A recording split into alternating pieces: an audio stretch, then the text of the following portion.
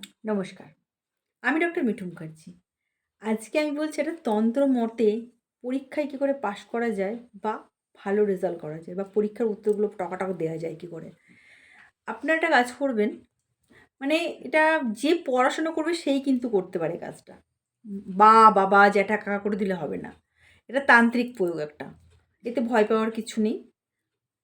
রাত্রির ৩টে মানে ভোর হয়ে যাচ্ছে যে ৩টে। অনেকেই দেখবেন ভোরবেলায় পড়ার ব্যাপার থাকে। আমিও ভোরবেলায় পড়াশোনা করতাম।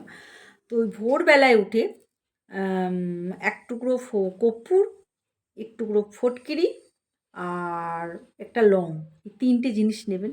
যে বইটায় পড়বেন সেই বইটাতে ক্লকওয়াইজ ৭ বার ঘোরাবেন। পুরো রাউন্ড, রাউন্ড করে। রাউন্ডে যেন গন্ডগোল না হয়, রাউন্ড করে বইয়ের উপরে রেখে দেবেন। যে পাতাটা পড়বেন তার উপরে রাখবেন। আবার পাতা উল্টালেন, আবার তার উপর রাখবেন। এতে কি হয়, যখন আপনারা পরীক্ষায় দেবেন, যদি সেই বইটা থেকে কোশ্চেন এসে থাকে, ফটাফট উত্তর দেখবেন আপনার মাথায় ছেপে গেছে এবং আপনি লিখতেও পারছেন। একবার প্রয়োগ করে দেখুন।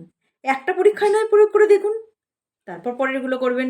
ভালো লাগলে লাইক, কমেন্ট, শেয়ার করবেন। নমস্কার।